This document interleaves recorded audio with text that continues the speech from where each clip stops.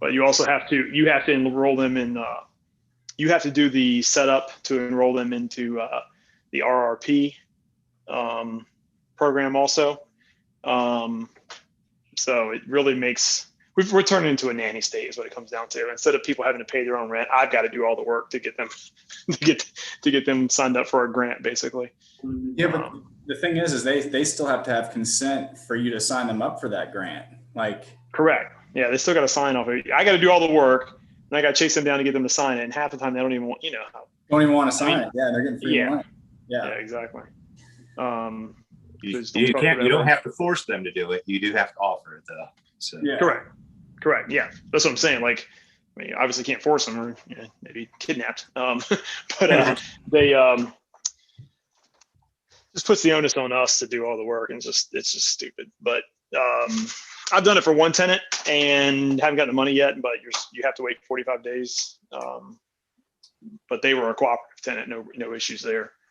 I was going to ask you what your time frame was. We're about to hit right around 40 days for the first and only one we've had to do, but we'll see what happens. Yeah, we've got one tenant that's doing that right now, the RMRP thing. So, did you sign them up? Did you get registered with VDH and everything? No, I mean, before it even got there. So Deval is the one that's doing all of that now. It was actually another company out of Abingdon that was doing it, and I didn't even know about it yet. So they actually were proactive and got it done. But I've just heard of other stories where, like, I know an apartment owner in Harrisonburg where they did all the legwork, but they've offered it to their tenant. They've offered the payment plan, everything, but the tenant still just won't even sign, won't allow them to take the money. So it's like, I feel like there needs to be some legislation or something to where if you've offered all of that stuff and they're literally getting free money, then they should be able to be evicted. Like, it should be, I mean, you can if after the 14 days is up. Even still with the moratorium, because the guy I was talking about, he did all of that, offered it, the guy wouldn't do it, and he still hasn't been able to get the place back yet because, of course, not even hearing cases. I mean, that's not my understanding with Rockingham and Harrisonburg courts. My understanding is they'll honor the filing of it, but so it's two different things. You have the moratorium, which honestly just hit I don't know if you're tracking, the federal court in Ohio just struck it down as basically that the government exceeded its authority. So whether or not that applies to us yet, I don't know. I can't remember how they did it. Like, if the judge made that kind of national or just the Ohio region, whatever. But I thought I saw something about Texas having that happen too. I think they're all getting appealed right now, though, still. So nothing technically has changed, but I believe that expires at the end of the month anyways, but hopefully at least that'll stop them from doing the same thing for another however many months. Yeah, because I mean, they're basically violating the takings clause big time, because they're forcing us to do the work a government agency ought to be doing. They're forcing landlords to incur the fallout of COVID, whereas nobody else has to do that. No one has to give out free food. Grocery stores don't have to give out free food. Trains don't have to give free rides. That kind of thing. So, I don't know. Luckily, I'm not in that boat where I haven't had a tenant who really doesn't want to sign. I just have a tenant who I want gone no matter what, even if I lose the little bit of money she owes, she's Section 8. So my guy at VAMA said, just go with the 30-day notice on her. If I don't care about the money, don't even waste time with the 14-day thing, because then I've almost locked myself into waiting for the 45-day period before, BDH comes back and says yay or nay that they'll pay it. And then if I kick her out, it's going to look bad. Like, if I kick her out right after I get the money. So, yeah. So you're basically just going with a 30-day non-renewal then, is what you're saying? Mm-hmm. Okay. He's like a habitual problem tenant, just destroys the house. I think they got drugs running in and out now. It's a nice house too. It was a nice house. Okay. Kevin can pretty much do like all the updates on, rental regulations in Virginia, because there's a lot of stuff that's getting passed, like the second it's done. So that's always helpful. I feel like I always get a brush up whenever we have a meetup. There's and if you guys are part of VAMA, there's a state of the market Zoom call this Friday at 9:00. If you're not part of VAMA, you're not helping your industry out. If you're a landlord, I really suggest you join, because VAMA is the only organization that's fighting back against this nonsense. Like, you think it's bad now, you have no idea how bad it could have been without them fighting it. And they're up against a huge, like, George Soros funded type entity in these companies, in these tenant advocacy groups. Yeah, there's a state of the market briefing on Friday. Well, before we get started, why don't we go ahead and what's the site for that, Kevin? Because we can link that in the chat so people want to check that out and join it. Yeah, hang on. I think it's. I'd tell you, it is so affordable. I don't even know what my dues are. That's how low it is. I don't even pay attention to it. Especially if you're a one or two person shop.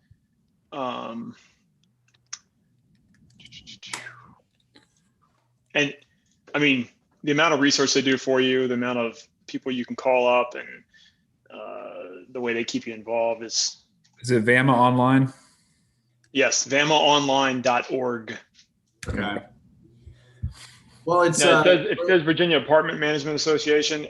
Do not see it like that. Trust me, they are really good on individual property owners, such as most people in this call. It's not just the big shot, huge high-rise buildings. They have. It's good to listen to those, go to those meetings also, but they also have IRO meetings, individual rental owner meetings that are very tailored to us. Okay, cool. Well, and we're a little late to start. It's 6:16, so I'm going to go ahead and turn it over to Matthias. If you want to introduce Hans and if there's any background you want to talk about, and we're set to get started.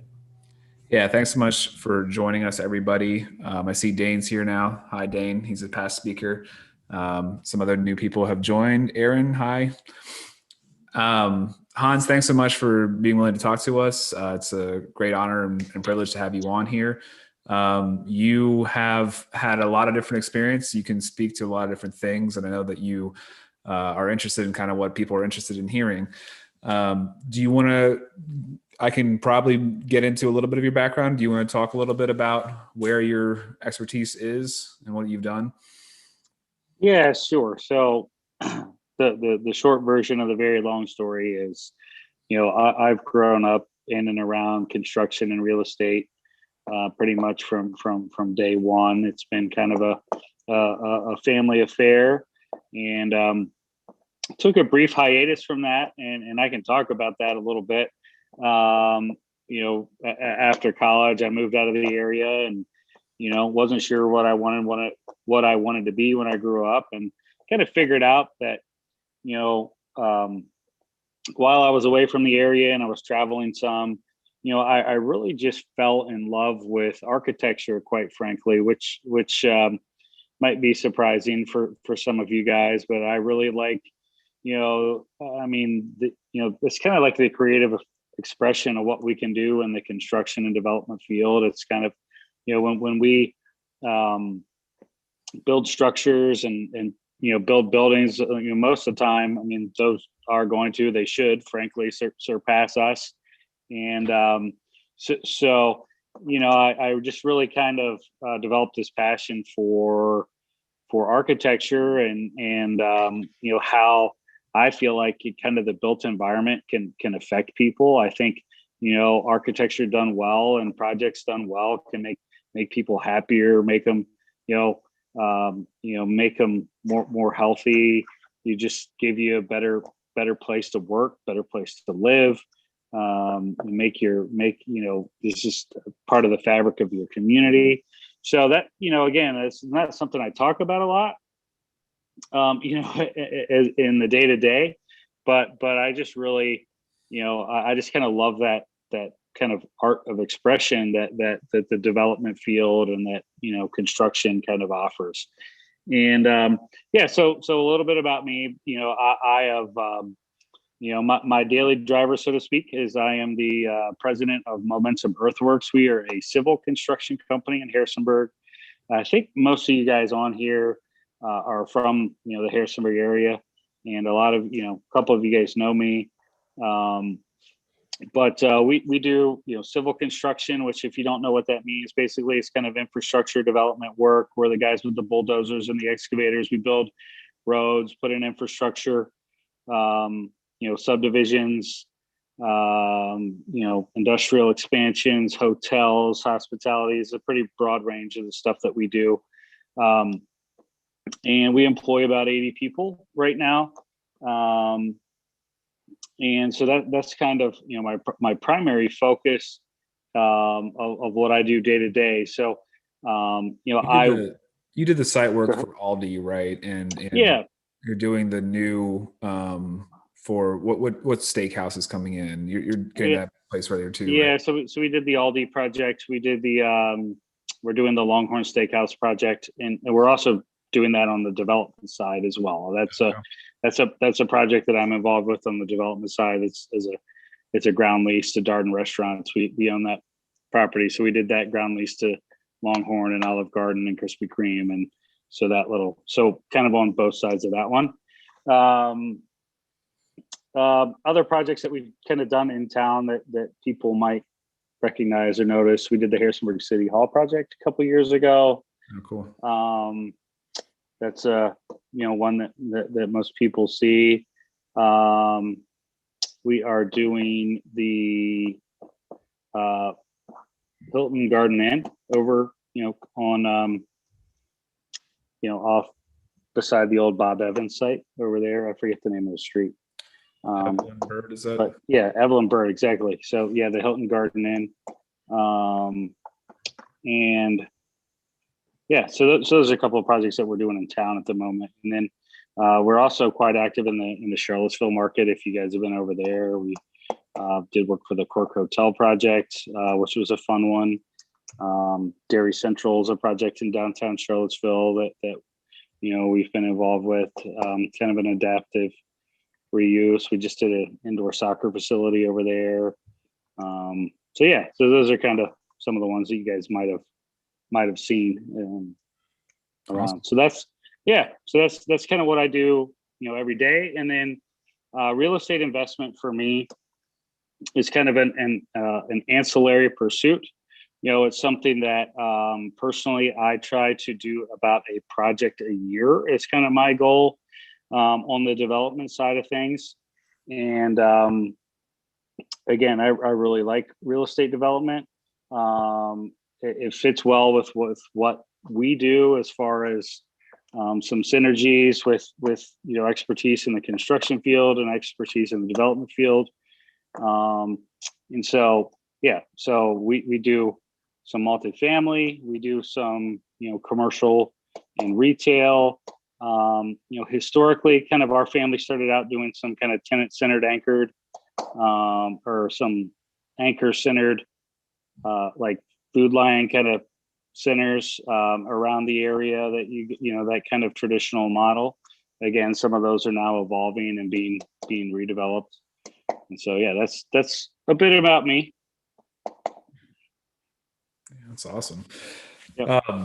Now I know that you've done. We've been in communication together with the city a little bit about the affordable housing problem. I know that you've been involved with that kind of thing as well. Yeah, I mean, I know we talked a little bit about the R7. Now you might have been part of the discussion to try to push that forward. Mm-hmm. Do you want to speak about that at all? Yeah, I mean, I'd love to. I'd love to. The problem with R7 that I see from my perspective is that you have to have 2 contiguous acres, I believe, for to even seek an R7 rezoning. So that's a pretty big piece of real estate in this day and age in a city. So there frankly aren't a lot of parcels that fit. Especially if you're talking about the city of Harrisonburg specifically. I mean, there's just very little, undeveloped land left, frankly. So, R7 is theoretically, I think it's a really good zoning classification, but you have to have 2 contiguous acres, which makes it very, very tough. Yeah, that's true. That is. No, we had also looked into like the some auxiliary buildings or other kind of denser models when we talked. Do you have any other ideas that you think could work well for? I have lots of great ideas. Getting the city to warm up to them has been a little bit of a different story. And again, I think that though they're starting to hear the message. I think the message is becoming more consistent, really. And I think there's a lot of people kind of, knocking on that door. I've been knocking on the door for 10 years, but now there's more of you guys knocking on the door. And I think, the more of us that we get knocking, eventually, I think some things will change. But, from my perspective, what would be very helpful in the city if you guys, again, specifically related to residential development is, we really need some zoning tools that will allow us to, go into a neighborhood and take a home. And unfortunately, a lot of people, don't like this. And this is where people kind of start to shudder, but, tear down a home and put 2 or 3 back.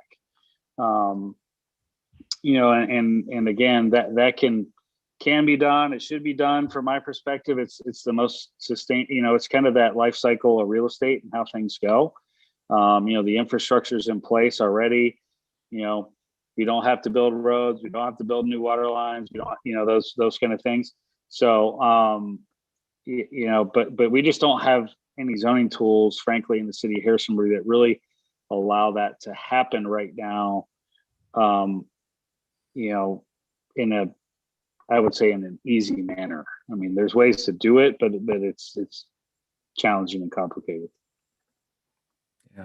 Do you still want to go around real quick and just have everybody say kind of like what they're interested in, and then that way you could, have a conversation about that too, or? Sure. You want to do that? Love to. Okay. Who should we start with, Matthias? Or? Well, I guess I see Bill as my first screen. Okay. You want to talk a little bit about what you're interested in and questions you may have, what your world of real estate is?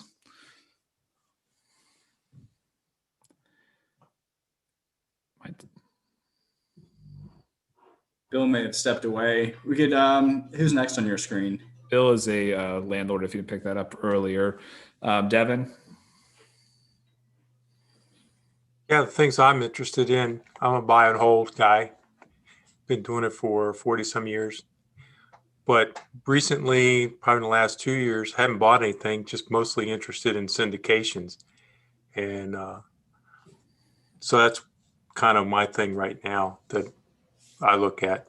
But I still love Harrisonburg and all the stuff that's going on and all the interest that's going on around town. Like, I know there's this one development that's trying to go on, what I forget, over there on, it was in a paper the other day. It's at something 42, 241 or something like that was the name of the group. They were coming in and they were running up against the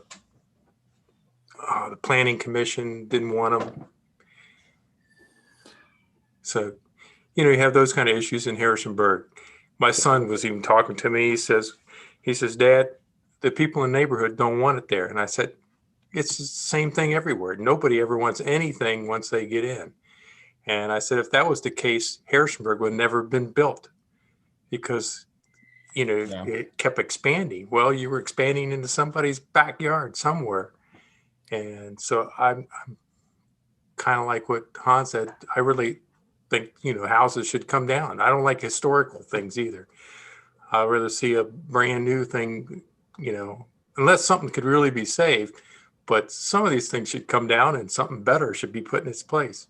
And yeah, it depends on the property, right? Like there was that new one that just listed on 42 and Gay Street the day. That's a beautiful old Victorian. That one I would love to see stick around, but there's some other ones that maybe are. I can see something like that. But I mean, still, there's some things they fight over and argue with and stuff like that. And I go like, that doesn't make any sense. Tear it down, build something better, and move on. How do you know it's the better thing that could be built in its place would lead to something even more fantastic in Harrisonburg? Yeah. And be a new landmark of some type. Instead, where are you going to put these people at? You know, the city had that study done, and they had what, like 18 or 19 bullet points on that thing. And what they zero in on? Number 15, raise money to buy stuff. You know, they didn't even touch on any of the other stuff. They just went straight to the money. And I don't think that's always the answer. I think some of the rezonings should be changed to make it easier to build or change things. And So just kind of Go that interested route. in hearing Hans' thoughts on those things then, just how we could potentially fix those things.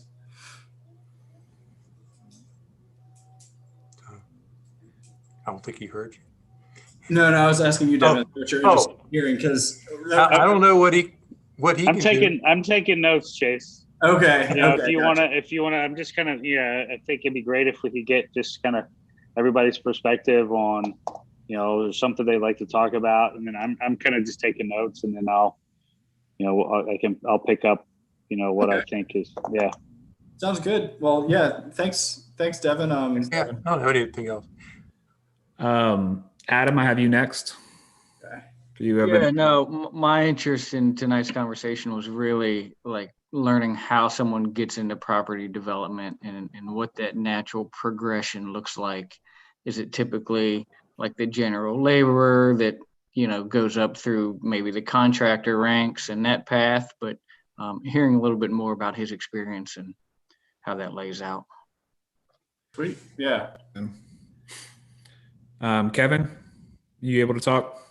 Yeah. Hey, I'll just say ditto to what everything has already been said. And then add one other thing and give you my quick background. I'm a buy and hold guy. I've been doing it for part-time for, 19 years, I guess. Getting ready to retire from my full-time gig, and I'll have a lot more time on my hands. So I want to kind of hit it a little bit harder now. But the thing I wanted to bring up, and this is probably even off topic, but as Devin was talking, it made me think, like, I'm not happy with the city at all. Like, I live in the city now. I'm trying to move out. I've always lived in I'd lived in the county in the past and like the county better, but not happy with the city and the way they spend things. A lot of that is, you know, who we have elected. But in your travels, I was just wondering if you'd ever heard of, you know, any planned changes the city makes on how they build JMU, because JMU owns half the city and they pay no taxes. So they put all the tax burden on the current property owners. So that's it. Thanks, Kevin. Aaron? And Aaron, too, since you're new, if you wouldn't mind, just tell us a little bit about your background too, and not to put you on the spot, but if you want to share that as well. I've got you muted. Yeah, you're on mute. Yeah. Still muted.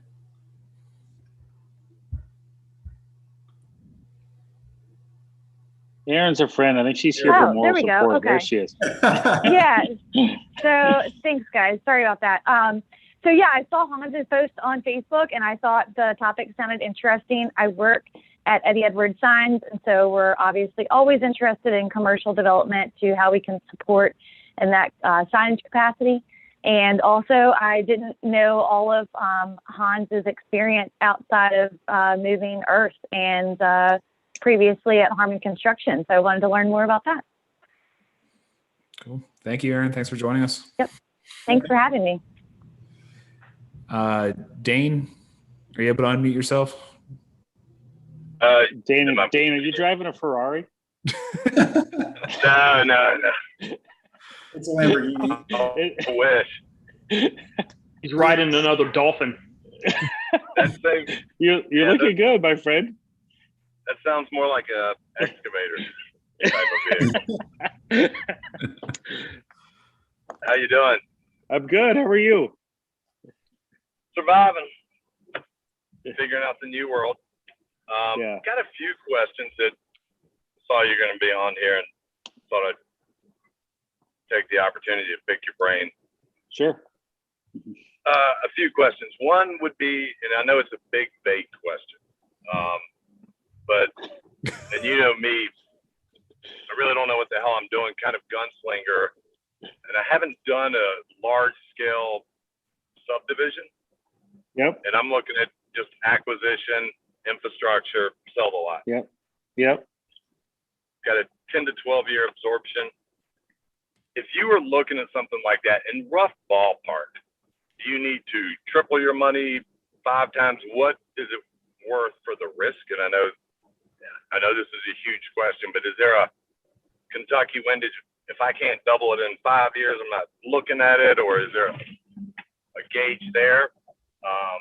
Second question would be, and it's been interesting for me, how has the potential for autonomous vehicles, less vehicles, affected your site, or how you look at a site?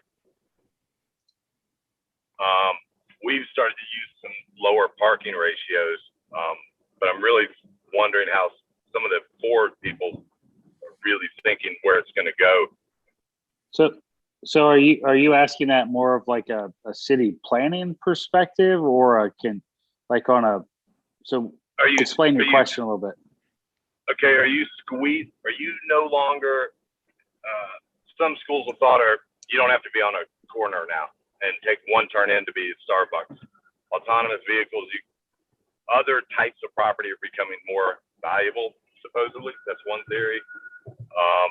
Service areas,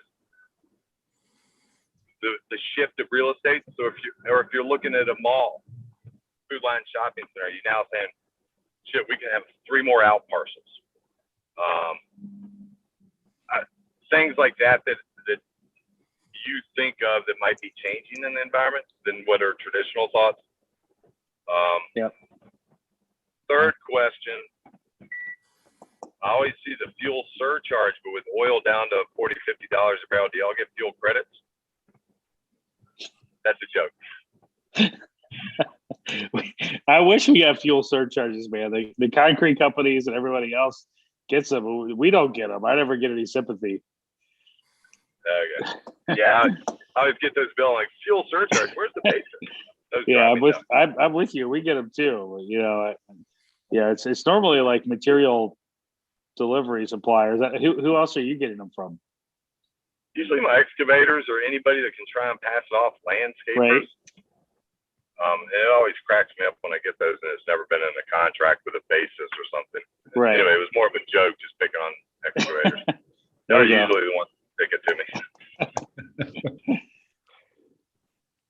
But yeah, those were the couple of questions I was love to hear. Well, so I can, if you want, Matthias, I can go ahead and just speak to that quick. So the subdivision one is a good one, Dane. I mean, obviously, so that model now is, from my perspective, it's in, number one, it's in peril a bit from my perspective, and it's changing quickly. Obviously things, it's all about density and getting more dense and getting more units. And you understand that, of course. And then number two, it's about velocity and absorption, as you mentioned. I mean, what we see and what I am seeing happen in that market is, again, developers making deals, whether it's with Southern Development or Ryan Homes or Stanley Martin or something like that. I mean, you're seeing much more of the larger, kind of builders own that market because, frankly, they can get in and out of there really, really fast, and they know exactly, they're like, they're as close to like a manufacturing model as you can get, pretty much, right?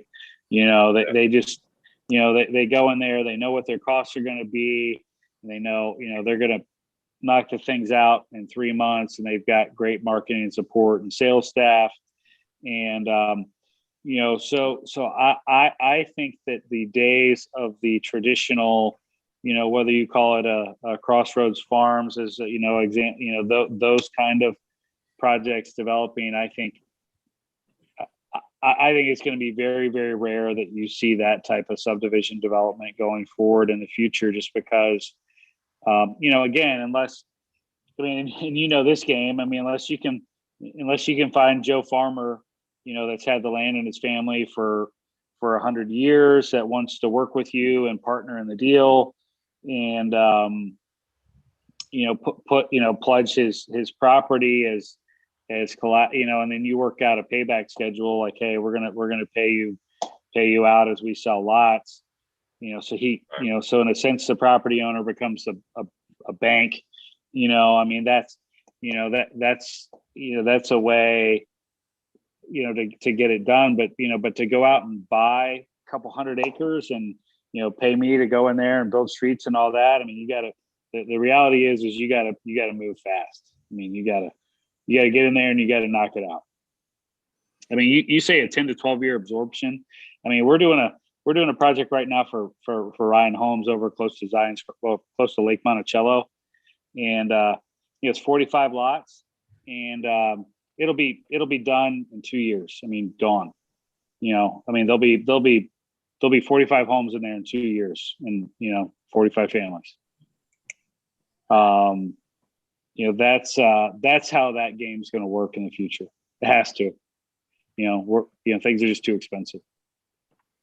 Pissing all over my dreams. But again, if what are you thinking? What are you kicking around?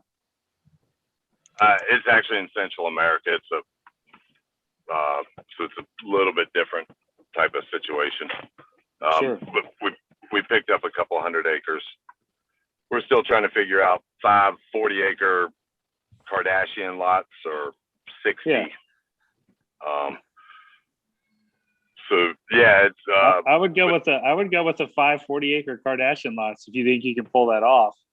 You know what I mean? Really. I mean, that's obviously a lot less risk. Yeah. I'd love to talk to you about it. We got it under a feasibility study right now, but yeah, I don't know how to I've never done that from that side of it, and I don't want to get into building. I just want to do the infrastructure and lots. But right. Shit. So anyway, that's where that question stemmed from. I don't know if I'm digging myself a hole or what, but no. Your autonomous vehicles question, that's an interesting one. Don't know where to go with that, except for I will say this. So we did a project last year. There's a company over in Crozet called Perrone Robotics. I don't know if many of you guys have heard about them or familiar with them, but they're in Crozet. They've got a little test track there that we constructed for them, and they actually for just my ability to explain this, they have the operating system, like the Windows, so to speak, for autonomous and self-driving vehicles. And so, just in my conversations with them, and this was a year ago, but they were telling me that from their perspective, we were still 20 years away from, full autonomous vehicles, in a sense of, getting in and there's no, you get in a car and there's no steering wheel, for example, right? You get in and you say, hey, take me home, and there's no steering wheel, and you kick back and go. They said that we're at least 20 years away from that, but, we're probably 5 years away from like full, kind of quote unquote autopilot. So in the next 5 years, again, we should be pretty close to that. But, your question about parking and I guess, less desirable places, I don't know. I've never thought about that. You have any articles or anything you've been reading about that, or for example, I guess the theory is you have to have less prime. Like if you get in your car and you punch in, take me to Starbucks, who cares where it is if the car drives you there? Right. Some of our multifamily, we're squeezing the parking, just less people driving, not as many family having multiple cars, or hell, a lot of college students don't have cars, which blows my mind. Right. But in the insurance industry, we do a lot of studies into EV, autonomous driving, and how it's going to change the landscape. And so you're not going to have Monroe Muffler or speedy oil change on 33 on prime real estate, because your car is going to drive itself to its oil change. And who cares? It doesn't need the exposure. And there are some schools of thought that it's going to be a lot different. You tell your car to go to Applebee's, it doesn't have to be on the main drag. It can be within the same proximity. So a lot of philosophical talk about what it's going to be like and how changes are going to happen. And I didn't know if y'all that's started peering into y'all's thoughts of future investment. And it's part of it too, like that maybe people won't own as many cars, like that you could kind of use a car to take you somewhere and then move on. Yeah, and if I'm looking at buying the Food Line Shopping Center, no longer am I just looking at the rent from Food Line. For me, I'm thinking, okay, we don't need as much parking, so now we can do an out parcel. So I start to value it because of that. But I guess those type of things. Looking for any advice, I guess. Yeah. So again, I mean that would fall back to, again, a zoning conversation. You know, obviously, and I mean, are you seeing? I mean, I know you're in Richmond and doing work down there. Are you seeing them get a bit more progressive and relaxing parking restrictions on some of that stuff? Yeah, especially downtown. Yeah. Before, if you wanted to get a special use permit to put a restaurant in, you had to allocate 12 spots somewhere, but they're coming down off of those numbers and those ratios of square footage to parking. Mm-hmm. Cool. So yeah, I was trying to look ahead. Okay, what does that mean, or how can I capitalize on the change in the environment? Yeah, I mean, I think there is an opportunity there. I mean, if you think about, I mean, if you could pick up some, you know, good property, again, if they drop or lower or decrease, you know, parking requirements, I mean, that would allow you to go in and say buy a small strip center or something like that and create out parcels, for example, right? Because you don't have to park as many people. I mean, there could be opportunities there created by that. I mean, if they start reducing setback requirements and they start reducing parking requirements, and you have more buildable. I mean, then you have more buildable area on a lot. And so, yeah, I mean, that's something to pay attention to for sure. Something to keep an eye on, I think. Absolutely. Are y'all ever looking at robotic dozers, hose programs? When do the operators go away? And I'm sorry, I didn't mean to monopolize this. No, that's a good question. So, you know, 1 year ago right now, I was in Las Vegas at the Construction Expo that happens every 3 years. And so that's kind of like where everybody, you know, it's the dog and pony show where everybody brings all their toys, right? And, you know, so we're not there yet, again, is the answer to that. I mean, what I will tell you is that, you know, technology in construction and in our field, what it's doing is it's making, you know, an inexperienced person okay. It's making an okay person pretty good. It's making a pretty good person, you know, good, and it's making a good person really good. You know, so it just makes that learning curve a little bit quicker. You know, so where you can take, you know, Matthias and I and you, and we could go out on a site with GPS and equipment, and you know, we could get it done. You don't want to do that, maybe. I do. Yeah, you know, so I can move the dirt. That's right. So that's what we're seeing right now. That's the primary advantage that we're seeing right now. I'm very skeptical of, you know. So one of the things that, and personally, I just don't see an advantage to this, but obviously in specialty situations or in very dangerous situations. But one of the things is like they, you know, they had a remote controlled, like where, for example, where, you know, an operator sitting in a chair in Germany running a machine at a plant in Alabama. You know, yeah, that kind of stuff is starting to happen. And again, and that could have some really interesting applications, again, especially in very dangerous environments. So you think about mining or places that, like, hey, you know, there's human life at risk performing these tasks, you know, to be able to kind of put somebody essentially video gaming it. You know, again, in our field, I don't see us going that direction or replacing people on site for for a while, maybe 20, 30 years down the road. But again, I mean, and the thing with technology is you still have to have people to run it, right? You still have to have people that understand, so yeah, I mean, you still have to have people behind the technologies, and you still have to have people that understand. You can't have robots, from my perspective, putting water lines together and, testing fire hydrants and, all of those kind of little things. But again, I mean, it'll make the workforce more efficient, certainly, hopefully, over time. Thanks. Yeah.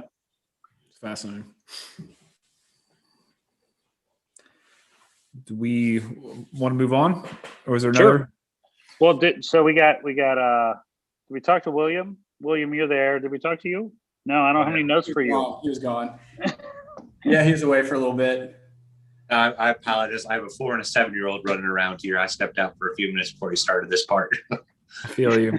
Well, we're basically just going around and kind of saying a little bit about who you are and what you're interested in, if you have any specific questions.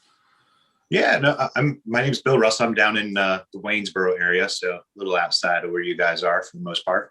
I own a property management company here, and I have a few rental properties myself, and I don't have any specific questions for you. I like jumping on these things and just figuring out what I don't know. So just looking at the door.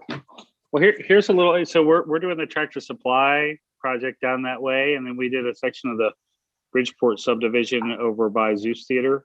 Yeah, I'm familiar with that project. And then I can tell you also, the old Ladd Elementary School. Yep. So we're getting ready to do a project there starting middle of the summer. There's going to be a pad site for a Sheetz, an Aspen Dental, a Chipotle, and a Popeyes, I think. So, if you're excited about any of those things, which I'm sure you're jumping up and down. Of course. Sandwich from Popeyes. Those are coming to Waynesboro in the near future. Neat. Yeah, and there's a couple of subdivisions actually. I don't know if you've heard about it. There's a couple of subdivisions getting ready to get going down that way. Yeah, we've seen some exciting growth and some stuff you never thought that would pop up is starting to pop up. So I'm excited. Yeah, we're seeing a lot of activity in that market, and I don't know if it's I don't know necessarily why, but I don't know if it's Charlottesville spillover. I mean, Charlottesville is just exploding right now. I mean, it's bananas over there from my perspective. A lot of really neat projects and urban projects that are fun. From projects that I kind of like, and again, those kind of urban mixed use projects over there going on right now. So. Yeah, we're definitely seeing a lot of spillover from Charlottesville over to a lot of tenants and everything else. Yeah. So I would say that seems to be happening in Stanton too. That's Harrisonburg, Charlottesville combined, but it seems like Stanton's become a lot more hot. Massanuttons become a lot more hot, and that's probably from Northern Virginia. It's interesting what's happening to some markets that would have been slower normally. But so did we catch every? I don't know if we talked to that Welch crew. I don't know. All right, if you're there, if you want to say something, or there's I think that's connected. I think they're coming. Well, real quick, while they're connecting, if it's okay, we could maybe talk about what are you interested in hearing today, Matthias? What am I interested in hearing today? Yeah, like anything specific you're interested in hearing. I've got a couple things. Why don't you start? Let me think. What's that? Why don't you start? I'll I'm gonna echo Adam and Kevin with getting into property development. Like how would you kind of do that? And then we were kind of talking about affordable housing on our call. Where do you see that going? We're kind of looking for mobile home parks. That's what our side of affordable housing is. Big supporter of that. And then getting money for bigger deals for when you're getting into the property development. You're kind of talking about structuring that with the old farmer, as one way to have them put their land up for collateral. If you're trying to get into a shopping center or anything like that, or what you kind of suggest for that for equity. And if we have time, not a big one, but just like infrastructure inspection for something like a commercial property, what you actually would do to like look to make sure those lines, if it's an older parcel or something, you're not buying something that's, as an investment, going to be a huge cost in the future. That's what I've got. Cool. I'm here, Amanda Welch. Can you hear me? Yeah. It's for you. Hey, yeah. So I am fairly new to the area. We're coming on 2 years now, but I still consider myself new to the area. We're also somewhat new to real estate. Have a kind of accidental property that we've been renting for a long term, and now we're looking to move into some vacation rentals and grow that into some more buy and hold long-term rentals. I don't really have much game in the commercial real estate aspect as of right now, just really new and early and looking to do some connecting with some people in the area with similar interest. Great. Thanks for joining us, Amanda. It was Amanda, right? Yes, it is. My husband's Cooper, but he's resting for a big trip, so I'll take notes. Sure. We went over vacation rentals last week. If you go to harrisonburgrei.com, you can see the video about that, or I'm happy to talk with you some more on that if you want. Perfect. Sounds great. Thank you. Yeah. And the only one left is Bailey. If you're able to speak, Bailey, and you have some questions or specific things you're interested in to hear Hans speak about. Yeah. Oh, hi guys, sorry I'm late. Oh, no problem. Had a showing. Yeah, just tied in like the last 2 minutes, so I haven't got to hear much. But nice to meet you, Amanda.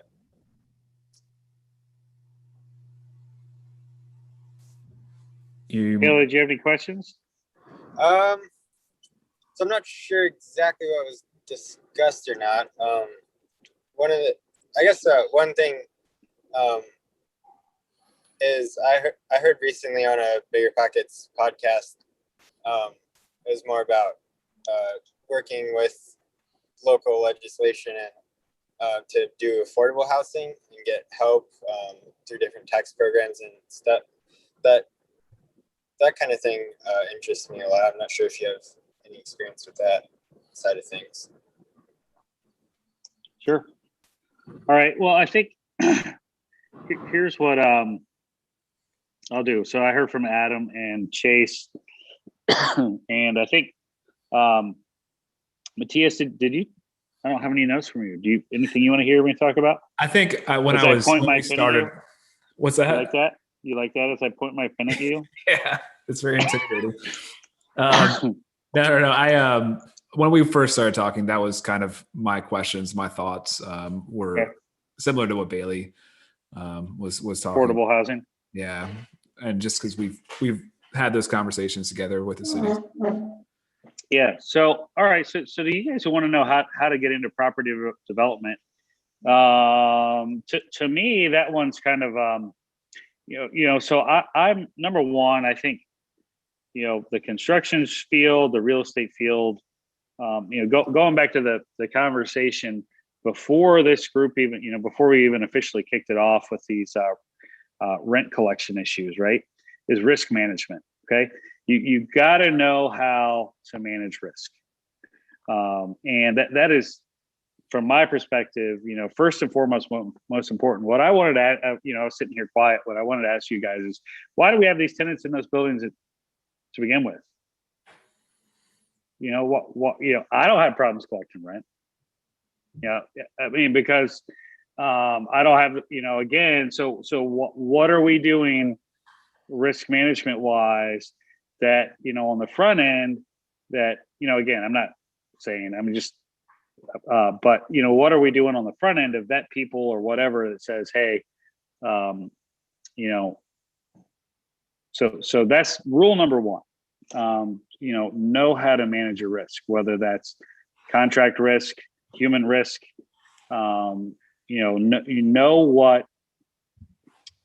Always have a plan B before, as you're going in. That is, I can't tell you how important that is. I mean, what is plan B? What is plan C? What is plan D? if things do not go according to plan. So how to get into the game? I mean, frankly, it's very intimidating. I mean, I can't imagine casually just trying to walk in off the street and go, oh, I think I would go and develop some real estate. Especially in this day and age. I mean, the investment required, and again, the level of risk that is out there is potentially so high that, again, my advice to anybody is, number one, find a wingman. If you're find somebody to help you, mentor you, coach you, call me, call whoever, somebody that you trust. I mean, don't just always, and this is something I tell all our people, always trust the little man in your head, right? And if you have a shred of doubt, if there's anything going, I don't know about this, or I don't know, ask, find out. Don't be too proud, because again, you don't want to spend 5 or 10 years recovering from a really bad mistake, which almost happened to me. Again, I'd be happy to tell you guys that, but at one point in my life, again, I nearly went bankrupt early in my career at 26, 27 years old, because I was in a flyer market and things were awesome. And I thought I was the smartest guy in the world. And I thought I was going to be retired by the time I was 33 years old. And I was like, man, I got this life thing figured out. And then all of a sudden 2008 happened. And you guys, a lot of you guys are probably a little young in 2008, but everybody knows what happened. It was like the Sahara Desert, right? I mean, the crap hit the literal fan, and in a lot of markets, things, we saw deflation and property values go, way down. So that can happen. It could, and things honestly right now feel a little bit like that to me. So buyer beware.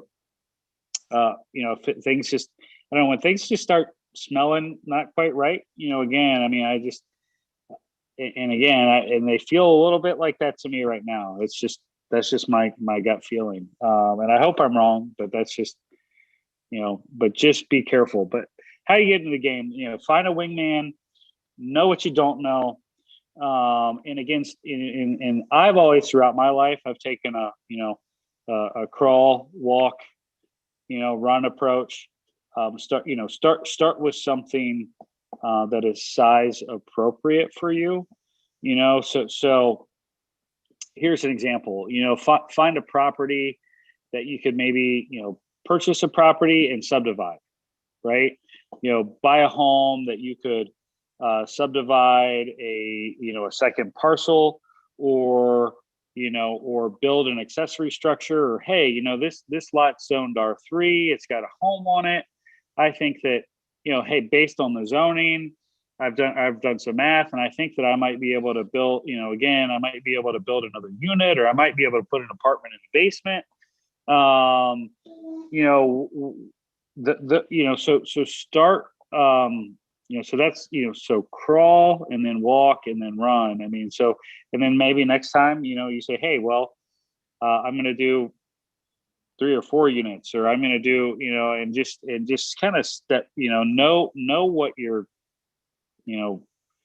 boundaries are, or know what your capability is, I guess, as I would say, and don't get yourself burned. I mean, think about, hey, if this goes wrong, how do I get out of it? What is plan B? Is that helpful, Chase? Yeah, I think so.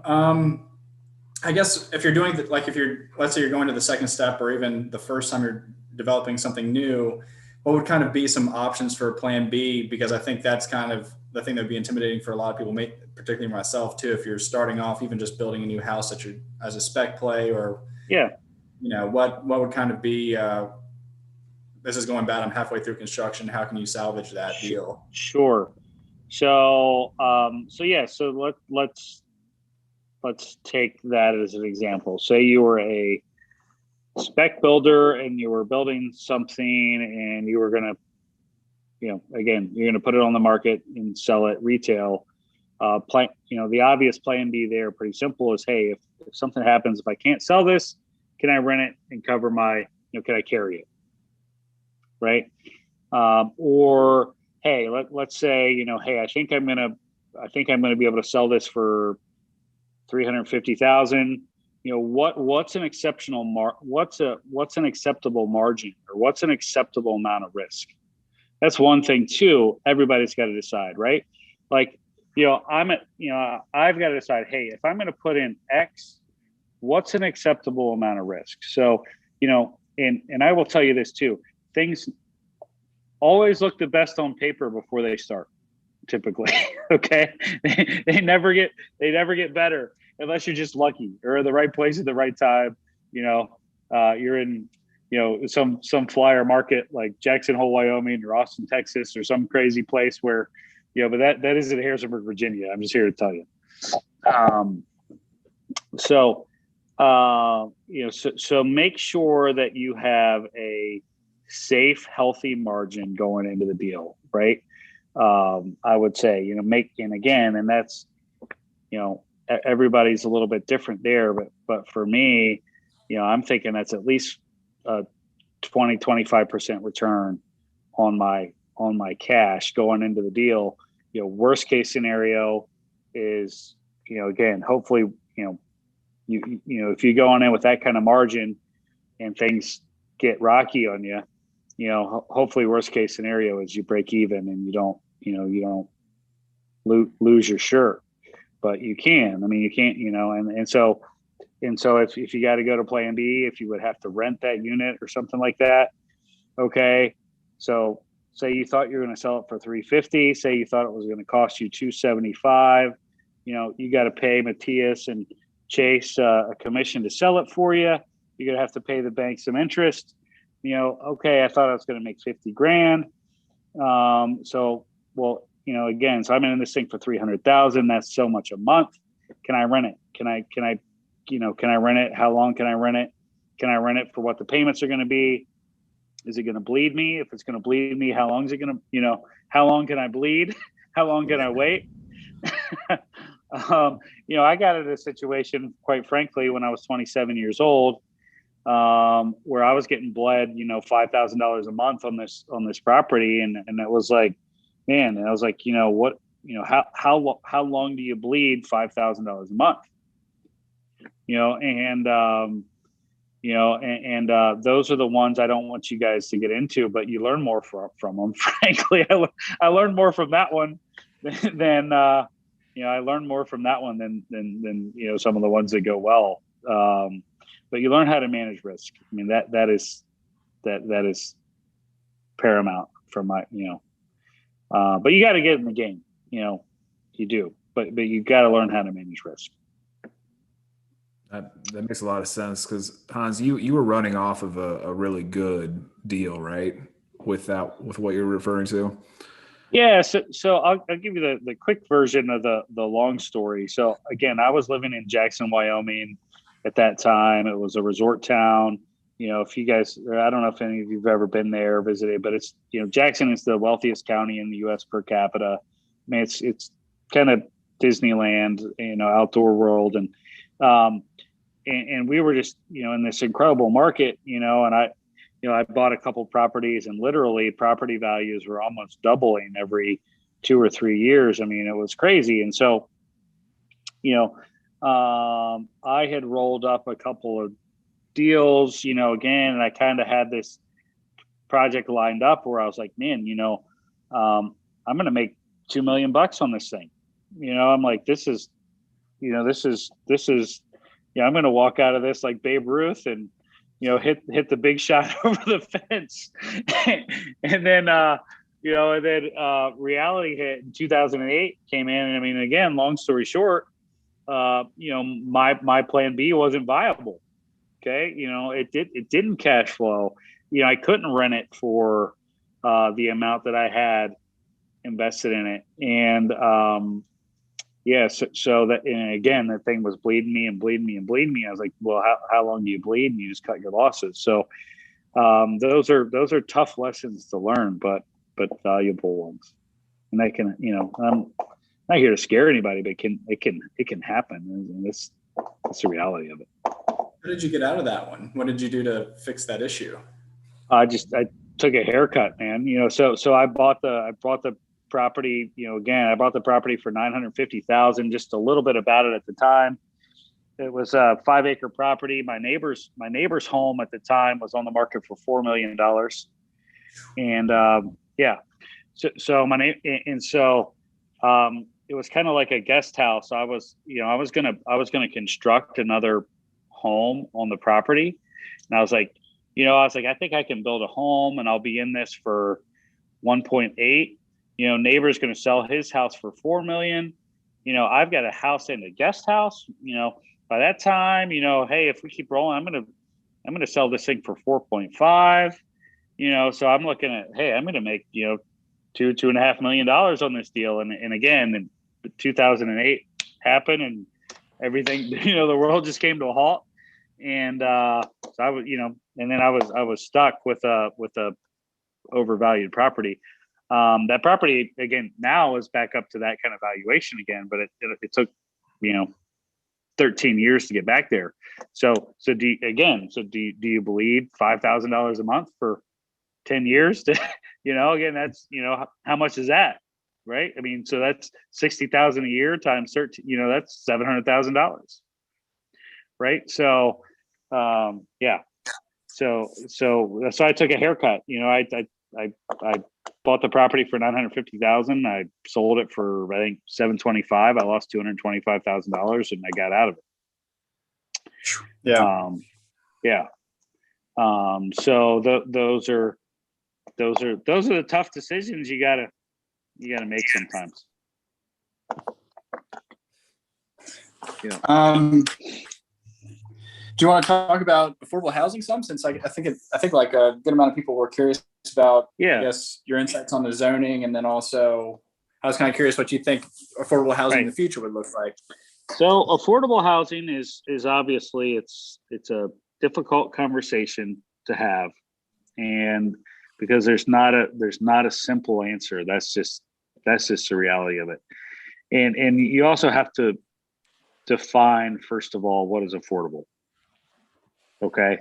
And so, again, everybody has, so if you rely on the government to make that definition, I mean, the reality is, I mean, you can't build new construction affordably. So what I have seen other communities do is like Teton County, Wyoming, where it's the wealthiest county in the U.S. per capita, and they have all these, major issues of workforce housing and all of this stuff. Is they will deed restrict units, for example. They will. So let's say I go into the city of Harrisonburg with a development plan, and my development plan is to build 24 new townhouses. As a requirement of that, they might say, hey, well, Hans, out of those 24 townhouses, you can sell 18 of them at market rate, but 6 of them are going to be deed restricted and go into the housing trust. And again, and then in those, so that is one tool, again, and then people will go to the housing trust and they would apply to qualify for, for eligibility to live in those units. And then, so that's a tool to allow, folks like, for example, the classic example is teachers, firefighters, police officers. I mean, kind of that level, that's kind of the classic example of, that would hopefully allow, folks like that to own a home in a, when they wouldn't necessarily be able to. So I think, so the affordable housing question is, so are we talking about affordable rentals? Are we talking about affordable home ownership?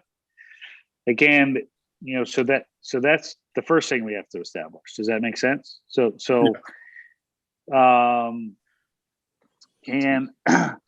so the short version of the long story is, the more that we can put pressure on our municipalities to give developers some creative tools to create density, to create, again, more bedrooms, more density at a lower cost average, then that's going to help. It's simple supply and demand. Really, it comes down to that, right? Mhm. But again, but if your population's growing, your area's growing, all of those things, it's not so the solution is not easy, but you just need to, you need to continue to put more supply into the market, more supply. So if you can keep putting more supply into the market at a lower cost basis, so in other words, if I can put let's say a bedroom into the market at $40,000 instead of $80,000, and you can continue to do that, then maybe you start to equalize that supply and demand issue a little bit. Does that make sense? Yeah. 100%. And Hans, another little interesting thing is that, with some of the townhouse developments, there are that, you would think are being purchased by people wanting to live there, right? But it's been a lot of investors buying up townhouses too. And I don't know if that's related to just wanting to put money into real estate as opposed to stocks or what, but there's been a lot of activity there as well. I don't know if there's any ways that kind of deed restriction could allow for a period of time, for example, for a home owner to have first rights for a certain period of time, or just thinking outside the box here, for if we're looking for just increasing the amount of people wanting to buy homes and live in them. Mm-hmm. I know this is kind of the wrong crowd to talk about that with. Yeah. So again, and there's a lot of ways, obviously, that that you could bake that cake.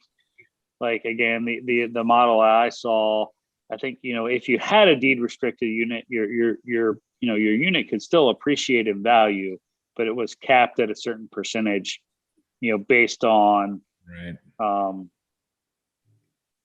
The inflationary index or something like that. But it was capped at like, hey, the maximum that your unit can appreciate is 2% a year or 1% a year, or based on, or something. There's a formula there, but sure. So it's not the answer is supply and demand. Right. And it's so I guess the flip side of that is be grateful that we're in a market that there's that we have that issue. Yeah. Frankly, again, that's another way of thinking about it. People might not want to hear that either, but this isn't Detroit, right? Where right. They've got there was a period where they were literally giving away real estate. So just be but it's supply and demand. It's just you put more supply into the market and hope and that levels the field. Yeah, that makes sense. Yeah. Cool. Well, I don't have a lot again else to talk about. Again, I don't know. Number one, I do hate Zoom. I forgot to tell that at the beginning. I have a personal moratorium actually against Zoom. I'm totally over it. I don't know if you guys feel the same way, but I'd much rather be hanging out with you guys in my backyard here. But one of the cool things, though, is I was going to take you guys on a quick tour, if that's cool. Yeah. I want to share, because I think this is fun. So let me see if I can figure this out. Flip this around. So, but I've got a painting here in my bathroom that would be fun to talk about. If you guys can see this, can you guys see it? Yeah. I don't hear anybody laughing. Okay. So I think that's hysterical, personally. And but there's also a lesson there. So Matthias, what is the lesson? Don't own a jet if you can't pay for the gas. That's an obvious lesson. Devin, what's the lesson? Stay within your means. Don't overspend. Somebody got ahead of themselves. Yep. I mean, Chase, what do you think? What lesson do you see? Walk before you run kind of thing, right? Don't own a private jet. Yeah. The fuel's too expensive.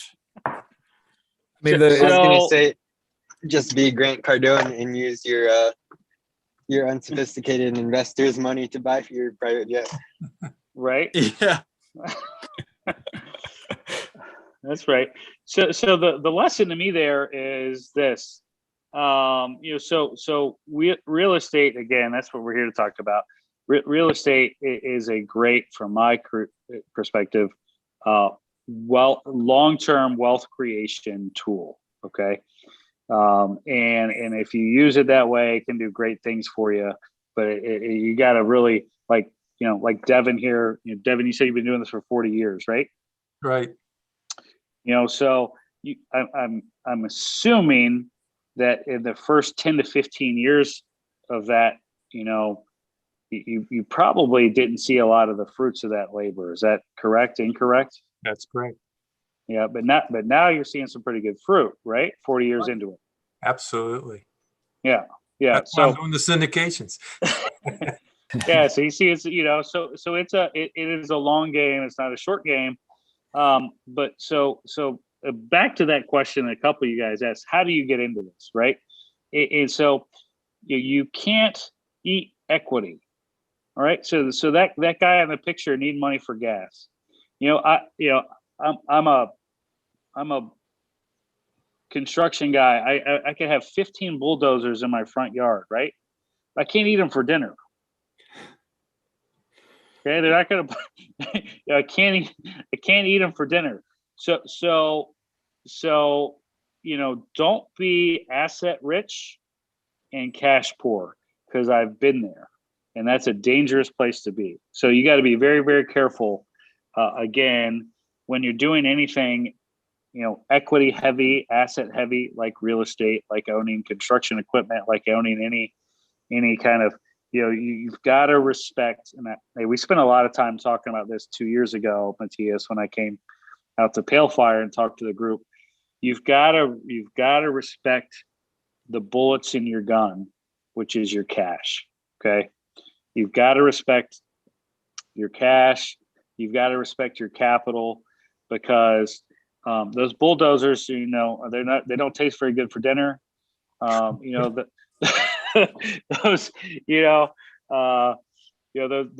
apartments that you got a tenant in there not paying rent, you go rip the siding off the side, it's not tasting very good for dinner.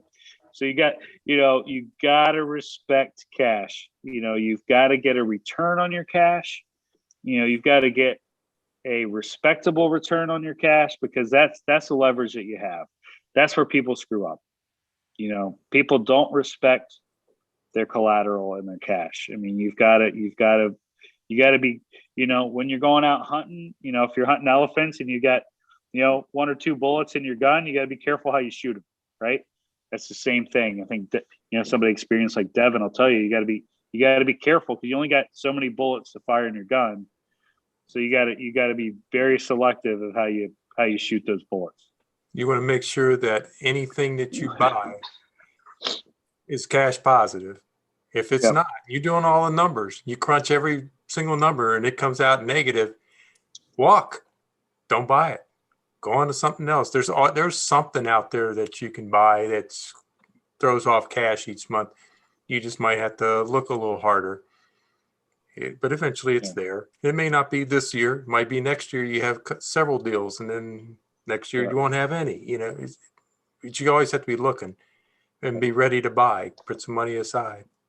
What do you think, Hans, about the way a lot of the commercial markets are right now with multifamily and everything, 5, 6 sub cap rates, and it's hard to make cash flow with that? So anything in office and retail sector is obviously a little scary right now,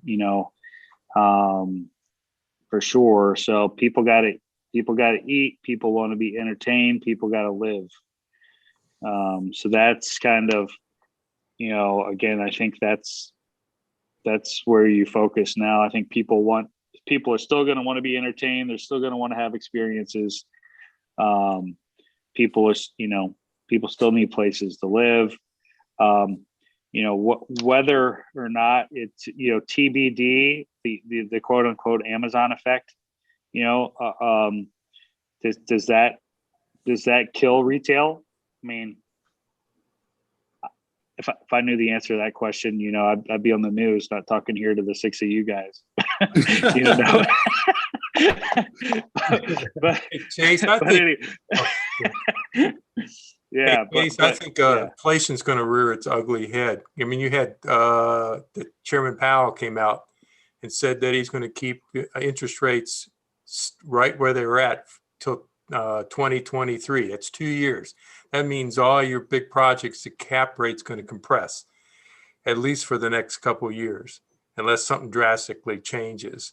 So, and you're going to see retail prices probably keep going up for another 2 years. And then after that, who knows what's going to happen? Right.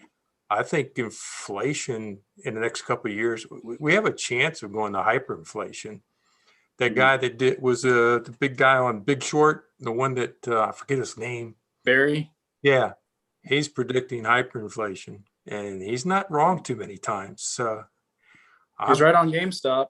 Right. Yeah, I'm sticking with we're going to see inflation. So the place to be inflation is assets like apartments and all those kind of things that generate some cash flow for you. So and inflation could be great if you had fixed debt, right? Right. I mean, so again, that's something to be careful of. I mean, if you got all your debt fixed and again, you've got, but where you got to be careful is obviously if you're doing a long-term deal and, like a commercial lease that's 15 years long and you don't have any, index ties on your rent or any escalators or anything like that. I mean, you got to be very, very careful. The other thing I will say, guys, again, back to that risk management piece, never forget the deals are only as good as the people behind them. Okay. So again, if you're looking at a commercial deal, it's credit worthiness of the tenant, all of those things. I mean, can they, if the poop hits the fan, how deep are their pockets? What's their history? All of those things. I mean, deals are only as good as the people behind them. Hey Hans, this is Kevin. I'm sorry, I'm listening on 2 meetings as of 7:15. So you may have already answered this, but when you say cash is king, we know that for sure. What are your thoughts on having that cash in some form of line of equity credits? Are you okay with that? Do you feel like that's okay, or do you feel like a bank could always shut that door on you? Sorry, I'm walking around again. So you're talking about just like what kind of line of equity, like a home equity line? Correct. On rental property. I've got what it is. I've got cash that I'm basically, I'm paying a lot more on the money that I owe, mortgages than I'm making on it sitting in the bank. So I'm looking at doing some major pay downs and just keeping lines of credit open. And that way I have quick, easy access. As far as, So, I mean, absolutely. I would encourage you to keep lines of credit open. Yeah. I mean, if you have that option, I mean, most time lines of credit don't cost you that much to keep them open. If you have them, I mean, keep them. If that's a question, that's a simple one for my, again, most of the time it's a couple $100 a year to keep them open. And I'm paying a lot more than that in the interest that I'm paying by holding on to my profits. You know what I mean? So I've always had that theory that I need to be able to like buy something quick, like overnight. But and I, people have warned me in the past, like you got to be careful with lines of credit because it gets really bad. The banks could always shut that line of credit down. I think at least in my lifetime, we've seen the worst that we could have, of like things being upside down. Insofar as just how normal actions happen during 2020, and the banks didn't shut any lines of credit down. So I'm really considering that strongly now because I've got some equity in some properties. It's good to hear, Kevin. Would you, I'm just curious what Hans' opinion is. Would you, if you had that same property, would you refinance it or get a line of credit on it? Just because like if you're using that line of credit to buy a new property as your down payment, then you've got kind of a adjustable rate generally. So if inflation would occur, I don't know, just what are your thoughts on that? So yeah, I mean, those are the factors that I would weigh, Chase. I mean, what are the, yeah, I mean, what are the other options? Are there fixed debt options?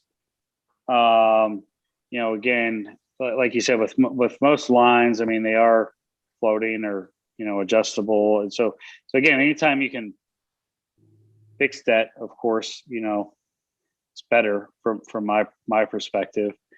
You know, but then you've got to look at some tax, you know, it depends on your tax situation as well. I mean, that's always part of the picture. That's something that we haven't talked about here today, but you know, again, you always want to pull that into the picture, talk to your accountant or CPA. If you know, because that's always something to consider as well. Because if you can save yourself, you know, a couple $1,000s a year in taxes, you know, that's always something to evaluate. Makes sense. Hans, I always really appreciate the one-liners or the ideas you give when you talk. I think last time one that stuck with me was never finance a depreciating asset unless you can pay it off in cash at any point. Yep. So that's I have a couple of simple rules that if everybody in the world followed, you know, they wouldn't get themselves in trouble. And number one is, never finance a depreciating asset unless you have the cash in the bank to pay for it tomorrow if you had to. So in other words, you know, if you got $5,000, buy a $5,000 car, you know, just follow that simple rule. Don't, you know, it's a tough one to follow when you're in my line of work. Again, when you're in an asset heavy business, like, you know, so it's a tough one to follow, but that's if you follow that rule, you should never get yourself in trouble from my perspective. Yeah, I love it. Hey, where do you see the major growth in Harrisonburg going? I'm thinking it's east of 81, but where do you see? Yeah, but that tends to be the trend, or seems to be the trend. Again, I still am hopeful that we're going to see some more redevelopment in and around downtown. You know, I think, again, if you look at what's happening in Charlottesville, for example, and you look at the projects that are being constructed over there, you know, again, it's a lot of vertical, kind of more urban, you know, projects. Is, you know, that's tends to be. So I'm still hopeful that we'll see more of that in Harrisonburg.